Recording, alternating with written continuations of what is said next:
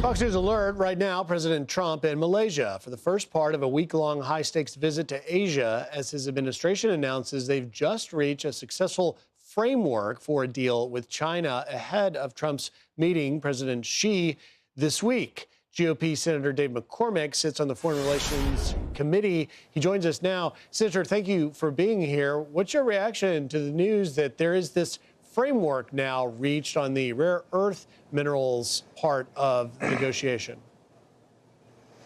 Well, I'm struck by the contrast. You have President Trump on the world stage negotiating and helping to precipitate peace agreements. You have these trade agreements that are being announced. Looks like a breakthrough with China. This is peace leadership, American leadership on the world stage, and peace through strength. And you have the Democrats here in Washington shutting down the government.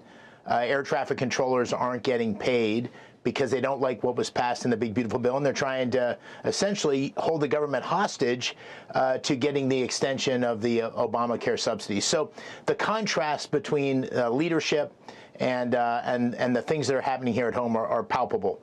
And Senator, you just partnered with Democrat Senator Fetterman and put this video out where you're asking for the government to be reopened. I talked to Senator Fetterman. He said that, you know, he wishes other Democrats would get on board. But I do want to know if there will be bipartisan praise for President Trump on this Asia trip. I mean, we've been making light this morning, Senator, of the video of President Trump arriving in Kuala Lumpur and dancing with the dancers out there. It's really a symbol of how Trump and how America is being received in that region, which is such a critical part of the world right now with China's encroachment on the South China Sea and other areas. What did you take from that? Well, I mean, great things are happening. President Trump's exhibiting leadership, but also optimism in America's greatness. I think people see that the deal he negotiated in the Middle East with Gaza was kind of remarkable, the return of those hostages. But across the board, whether it's trade or using American leadership to try to bring an end to conflict around the world, President Trump's moving forward on his front foot, also making huge changes here at home that are benefiting working families. And I think what you see with the shutdown is really the frustration that the Democrats are feeling. They're trying to lash out at President Trump. They actually said explicitly that they think they have leverage in using the government shutdown to try to get their objectives in place. But unfortunately, the people that are losing are the American people in Pennsylvania, 2 million recipients of SNAP.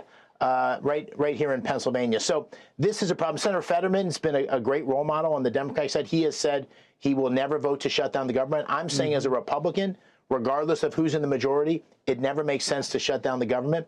We need to get the government open and we can move forward on discussing anything that anyone wants to discuss, including the extension of the Obamacare subsidies.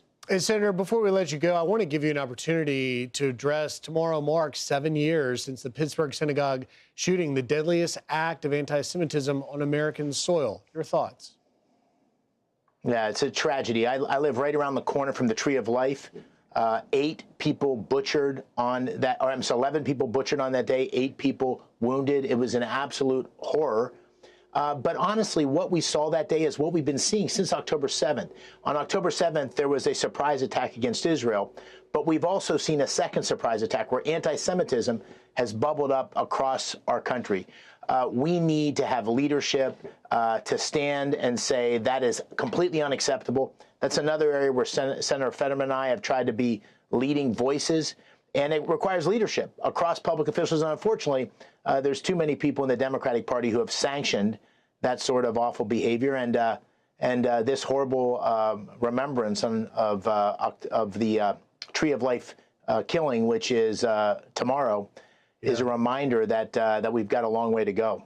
A long way to go, and a hard reminder indeed. Senator Dave McCormick, thank you for taking time today. Thank you.